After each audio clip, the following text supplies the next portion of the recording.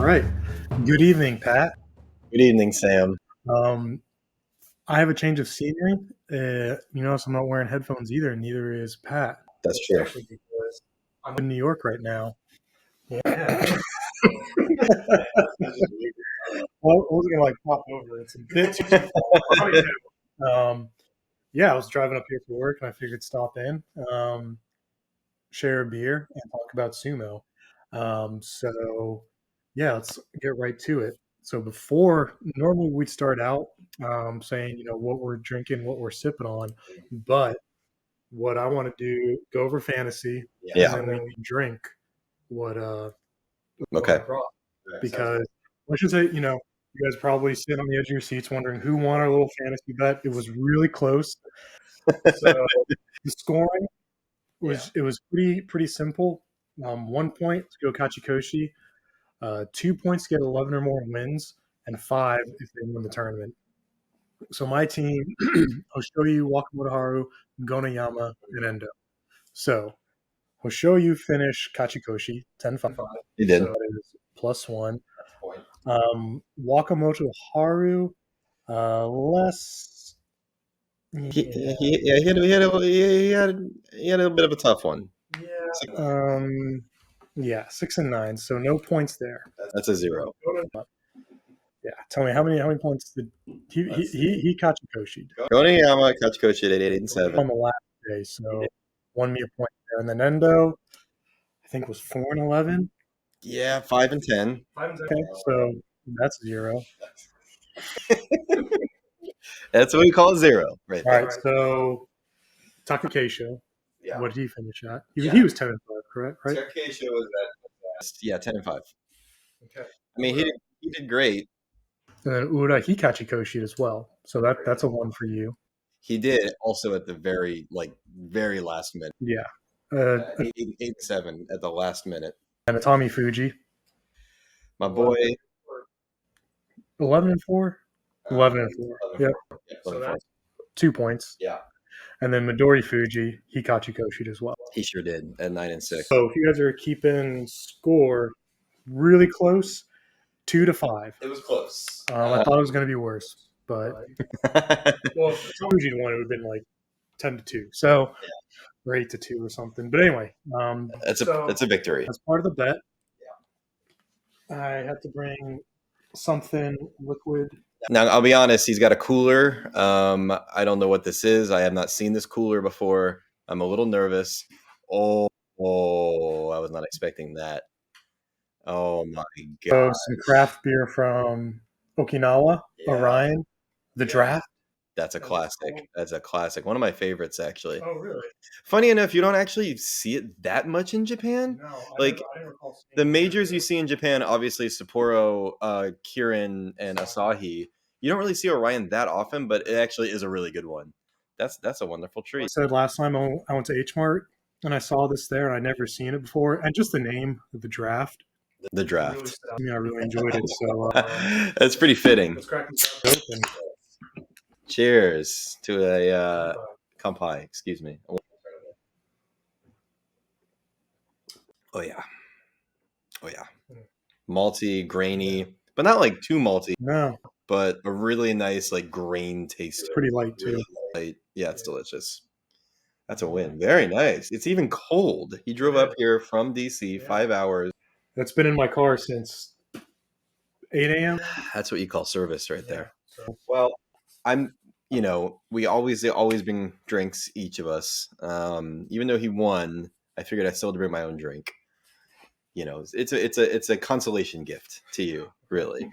But Sam he's getting on the road in about an hour or two, so he has a long ride ahead of him. So I figured I'd get something for us that he could enjoy on the road. So I got your favorite Pocari Sweat. The Pocari Sweat. Yeah. For those who don't know, Pocari Sweat is essentially Gatorade. It tastes a lot like Gatorade. It's only one flavor, and the flavor is lemon lime. The flavor is not stated, but it's lemon lime. I'd say semi citrusy, but it was the drink of choice for our bike ride across Yeah, Japan. and in Japan, Pocari Sweat. The other, there were probably like three major sport drink brands that we saw. Pocari Sweat was number one. Yeah. Aquarius was number two, Aquarius. and then the third was one of the beer brands, Oh yeah, it was. I think it was. I think it was Asahi. Asahi. But all three of them were the same Yeah. in that same color of like Yeah. labels, blue and white, and they're all like lemon lime. Yeah, same flavor. And didn't see any other flavors while we were No, not a one. across the whole. I mean, don't want to say the whole country, but the half the country we rode across, we only saw lemon lime flavors. So maybe there'll be more when we go back, where the Japanese just only love their lemon lime. So You pretty much see it at every single vending machine has either Pocari Sweat or Aquarius in it. So it's a staple. alrighty. So now that Pat has his victory drink and I have my consolation drink, let's talk sumo. Yeah, let's. Really good, really fun basho. It was like one of the best in recent memories, actually, for numerous reasons. I mean, like we talked about on our Midway podcast, there were nine guys in second position, and it whittled down within a few days from like day 8 to day 11. I think day 8 there was really only a few clear cut guys who could possibly win it within a few days. It was really good competition. Kirishima won in the end, uh, sealed it when Atami Fuji lost his last fight. Um, and yeah, it was a really great basho for him. I think we both kind of noted that going into it, not to talk bad No. about Kirishima, but he was not a favorite in the sense that people were talking about Takakeisho, Yokozuna run, Tommy Fuji. Is he, repeat which he did. He did repeat. He basically did exactly what he did last. So I think those were and then people were talking about Teruno Fuji, but he bowed out. Maybe Hoshoryu. So really, like of the Ozeki, even the Sanyaku Kirishima was really not talked about that much, and he really. I mean, I think you go back to our Midway podcast, we barely talked about him, and so suddenly, with only a few days to go, it was like, oh man, Kirishima might win this whole thing. Yeah, he did. So it was really great to see. He had a great bout. I think we hear one of the local wildlife, perhaps. Yeah, Kirishima is an interesting one to me because obviously he made Ozeki now, what, 3 tournaments ago, I want to say, roughly. And he won, and then he's kind of had like a bit of a bumpy road coming back. But the one thing I will say about him is that compared to someone like Takakeisho, who's like Takakeisho is like when he's on, he's explosive and he's so hard to beat. But then if like anything's off, then he's like he'll tell you topples over. In my opinion, like he's a pusher thruster. He's very fast. He's very aggressive. He goes right in there. But like if he's injured or he gets off balance or something, like he's kind of can be a bit of a one trick sometimes. Whereas like Hiroshima is much more dynamic. I think like he's a leaner sumo wrestler. He's like faster, moves around more, kind of like doesn't really have like a I would say like solid technique or like reoccurring technique. So I think that's kind of interesting. I was reading something recently that was saying that people are predicting he's gonna be like a Yokozuna run, like Yokozuna, and like potentially dominate for like years. And if you would have told me this a couple months ago, I probably would have said you're crazy. But after seeing this, and just like I just feel like he looked different. He had a different energy. He just was so strong, and I could see it if he stays uninjured. Like I think it's possible. I'm really curious to see what he does next time. I think next tournament will be like really telling. If he can hold that up and do another one and not be injured and dominate again, then I think there's a real chance of that. Yeah, I agree. But is this just a flash in the pan? No, you're right. Yeah, Kirishima made Ozeki, but at his first Basho, 6-7-2, so injured, stepped away, but then came back 9-6, and then 12-13-2. It's a steady comeback. So, yeah, he's doing really well, and he was March went 12-3, May went 11-4. So, with the exception of the one Basho out due to injury, yeah, really solid year. Yeah, and yeah, he's a big, strong guy. Like you said, he's not only tied to one or two different styles. He will, yeah, he's very well versed. Can fight different ways to against any opponent. So yeah, it's really interesting to see where he goes. Yeah. People were talking about Takahashi making the Yokozuna run, and that didn't happen. Yeah. Uh, Kind of went by the wayside. I don't want to say within a few days, but I think within 5 or 6 days, he realized, okay, he he no longer controlled his own destiny. He would have needed other people to start losing.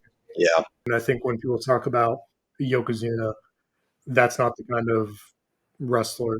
A Yokozuna will control their own destiny and that they'll win um, because they're dominating everybody, not because other people are losing to help them. Yeah. Well, I mean, So, you say that, and it's kind of exactly what we saw. It goes along with what we saw last tournament when he kind of, came down to the final bash and did final match and did the Henko maneuver at the end that we talked about in the previous podcast. Kind of same thing. It's like not exactly Yokozuna material, but I mean, it's still possible. But I think he's really gonna personally, and I have no authority on this whatsoever. Part of me almost thinks he should like shut out and try to recover from that. He's still recovering from an injury. He is, and I think he maybe pushed himself a little bit, but you know, we'll see. I think if we want to talk about a couple interesting people, wrestlers, yeah, some interesting stories this time around.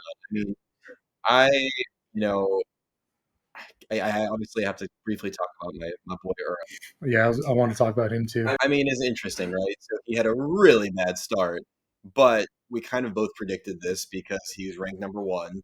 So he fought. I don't have the list in front of me, but he fought like basically the four top wrestlers in a row straight away and lost. I think the first five matches or four matches. Lost first five in a row. Yeah, first five in a row, which was a little rough. Yeah, his first five got it right here. Kirishima, Hoshoyu, Takakeisho, Daieisho, and Wakamoto Haru.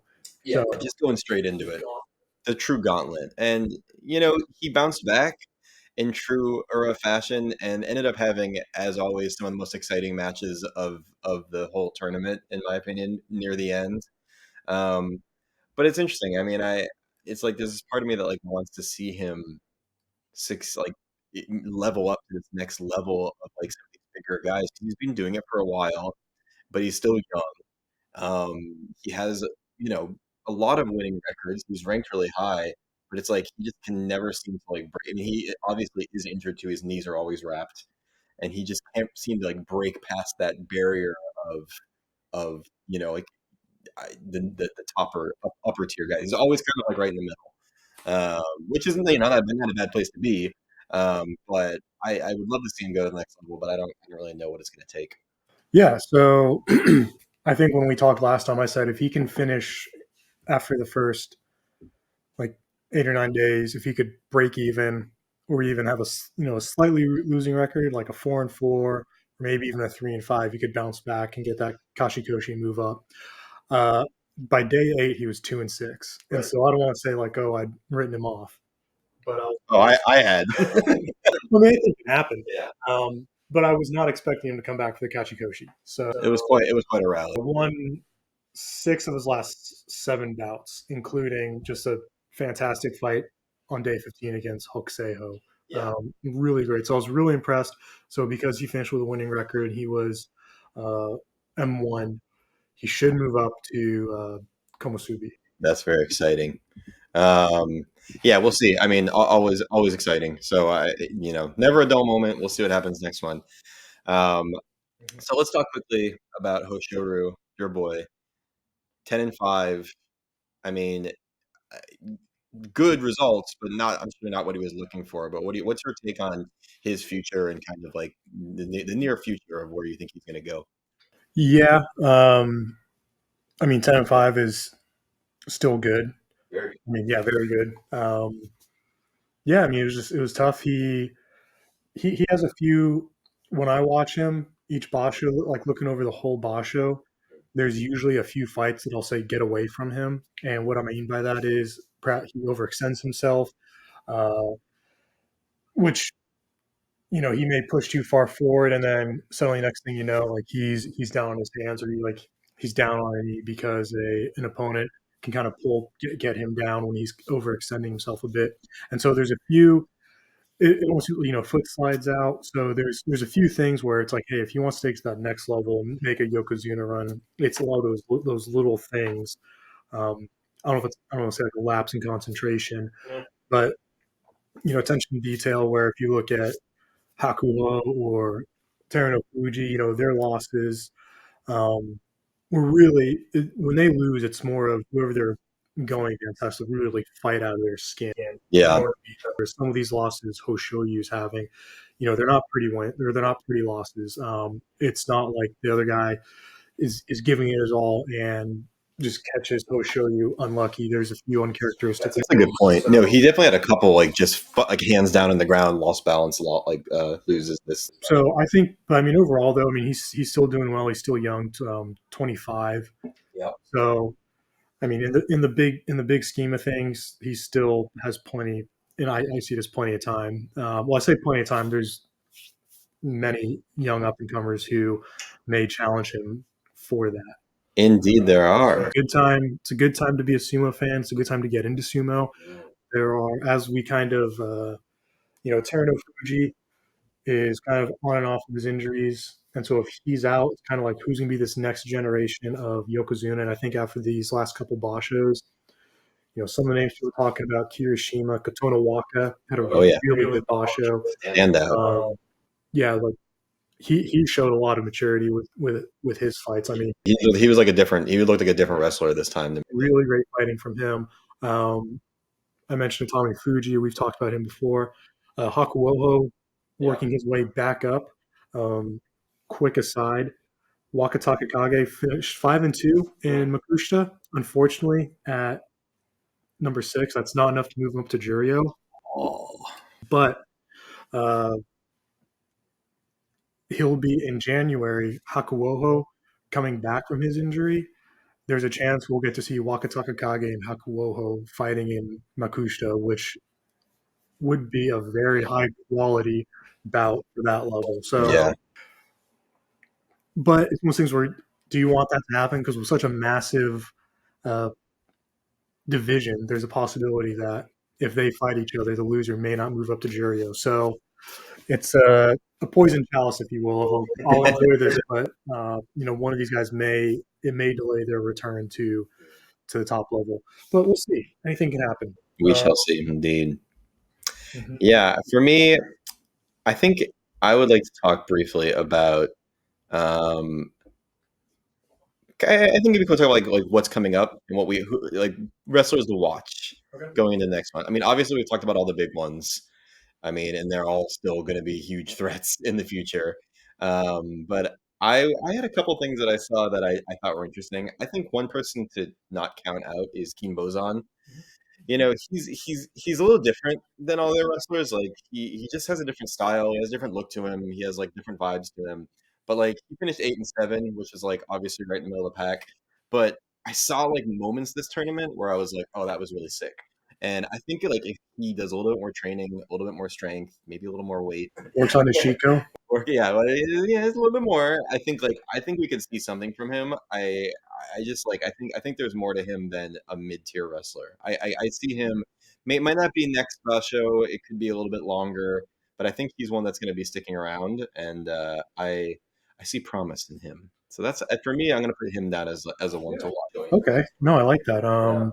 He's 26 years old, so he's still young. So yeah, a lot of room for improvement. Yeah, I think kind of in a similar vein.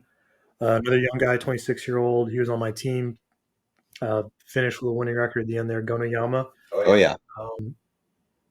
Yeah, the fight of the tournament from him for me against Takakeisho, kind of getting under Takakeisho's thrust and pushing him out. That was sick. Yeah, it was a great fight. So he's shown moments of brilliance, but again, he's a younger guy. So falling to just some of the older, stronger, wiser fighters out there. Yeah. If we said two, obviously I talked about him on the last one, but I can't leave this podcast without talking about Midori Fuji, who has rapidly become a problem. Or still has my heart. but Midori Fuji, I mean, hell of a time. I mean, 9-6, which is a really good rank for someone of his weight and size. Yeah. And I just like he became the one I was looking forward to every time to watch. Like this explosive energy, beating guys so much bigger than him. Just there was that wild basho. I think we talked about that one last time, where like we're against Hokuseiho. that was just insane. Like there were just so many moments, and you know I think he's got obviously an uphill battle to becoming like a top leader just purely because of his size and weight. But he just never ceases to amaze me. So I definitely look forward to seeing him continue to excel next tournament. He's just so strong. So that's probably my other one that I would say I think has good things in front of him for the next tournament. Yeah, no, I hear you. I agree. Yeah, he's one of the I'll say happy surprises because I think we had probably similar fears where I don't want to say fears, but maybe concerns that Midori Fuji, he can really beat up or beat a lot of the lower ranked wrestlers, but it kind of like some of the things we talked about earlier, but when he's fighting those higher ranked guys, they kind of know all the tricks. But I mean, he did really well this Basho.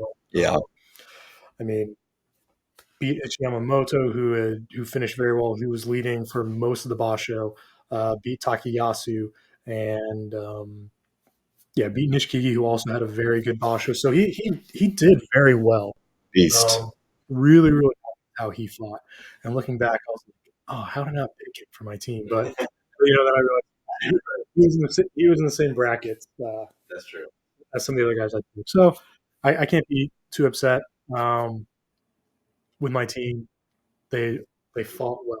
They did fight well. So I will never begrudge I'm not one to bash and you hear other people who they may kind of trash talk some of these guys. I don't. I think I'm a hater. at the high level these guys are at, the amount of training, the amount of work they do, and when they go in there, someone has to lose. And unfortunately, sometimes it's the guy you're pulling for. So they're out there, they're putting their bodies on the line for my entertainment, and I appreciate that. So it's 100%. my little soapbox to not talk down to these guys. No. Great job. So Of course. yeah, I can go on a tangent sometimes. I know, but No, you're right. to finish, Midori Fuji did very well.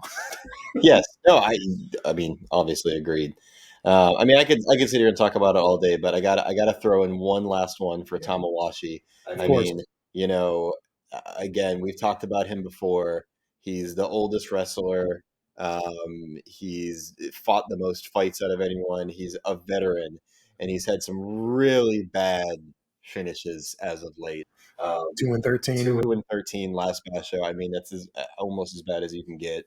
And then out of nowhere, he just comes back and does a 9-6, which is like puts him right up there with all the big boys. Mhm. And obviously one could argue, well, he's fighting the lower ranked guys, so it's like he had an advantage there. But like he just looked strong. He looked composed, and it just to me was just very heartwarming in some ways to see this guy just like go out there. And I mean, he's almost 40. He turned 39 this Basho. So it's crazy. Yeah, so he pulled a classic like I'm Not Dead Yet. Rightfully, people were concerned. Okay, he's so old. But compared to other wrestlers, especially in professional sports, to a combat sport, to be that old and still be going, and it's not like he's been sitting out so many tournaments for recovery. I mean, he's been going nonstop. Yeah. So for him, it is so impressive. You'd be like, oh, he's beating up on these lower ranked wrestlers. A lot of these lower ranked wrestlers are younger. So no, that's very true. Probably, they might be in better shape. I mean, I know he's probably got that old man strength that people talk about. I know from playing rugby, you play against these older guys who they don't work out. They're before the game you see them drinking a beer. Whereas when you're younger, you're working all the time and you're running, you're doing your best to keep in shape, and then these older guys, just old man strength, we call it, just put you in your place, and that's essentially what it feels like he's doing here. I could commiserate with some of those younger guys that he was beating up on.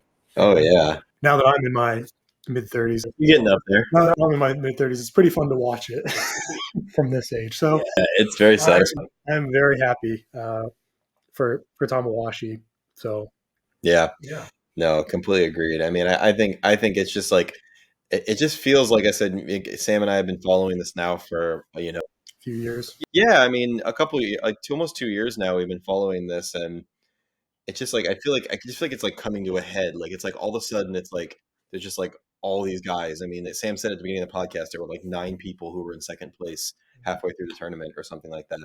And it's just like we're at this time where it's like it's just gotten so competitive, and like these guys are just like everyone's just leveling up. It's like they feel that like the current Yokozuna is fading and there needs to be a new one. And there's like this like wave of like them all coming together and just fighting it out, and it's just like such a cool time. So I can't wait for the final tournament, or excuse me, final tournament, the next tournament, which would be January, right around the corner, back in Tokyo. And yeah, I'm really looking forward to it. I mean, hopefully next year we can get back there, see another one, perhaps. That would be great. That would be the goal, but we shall see. Yeah, and kind of in that vein of exciting time, it just kind of feels like leading up to each Basho, thinking about the last Basho's results. You're like, oh man, so and so did this. If he can keep it up, last Basho we were talking about Tommy Fuji and Takake show. Now we're talking about, oh, can Kirishima keep it up, or is Tommy Fuji going to challenge for it again? And it's like it just seems like a rinse and repeat, but in a very good way. In that we're talking about these younger guys coming up, who's gonna be competing for the U show, who's gonna be a next Yokozuna. And so speaking of some guys moving up, coming to the next Basho, our favorite Bulgarian Aoyama. Oh, And Jurio finished 8-7. Oh, so he's gonna be bouncing back up. He's back. He's back, baby. Oh, now we're talking. And we had a playoff on the last day of Jurio between Kota Shoho and Onosato. Oh, jeez. Yeah, both of them were at 12-3, and Kota Shoho won. So Onosato lost his second playoff in a row in Jurio, but he's moving up as well. So Kota Shoho, Onosato, and Aoyama. I'd have to get the rest. I think there's one other Jurio who's moving up. I could be wrong on that though. So either way, it'll be interesting to see Kota Shoho making his return to Mikuchi, as well as Aoyama. Granted, he wasn't out for very long. And then Onosato, very excited about him. Yeah. Young gun, slick back hair, looking good. Too short. So that'll be very exciting. Yeah, just exciting times for sumo. It's going to be a good one. I'm looking forward to it. Alrighty. Yeah, I mean that's I think that's all I have. I'm so excited for the next one, and it's like I said, right around the corner. Yeah, it is. We're hoping to maybe do another one of these in person at some point. Yeah, that'd be fun. I enjoyed this. I'll have to come down to DC. Maybe my dog sheds a lot. Yeah, we'll do it outside maybe. It'd be kind of fun, not on the deck. Yeah, that's all I got. All right, that's all I have as well. Well, if you listen this far, again, if you're one of our 3 loyal subscribers, we love you. We appreciate it. Thank you. Have a good night. Thanks, guys. Take care.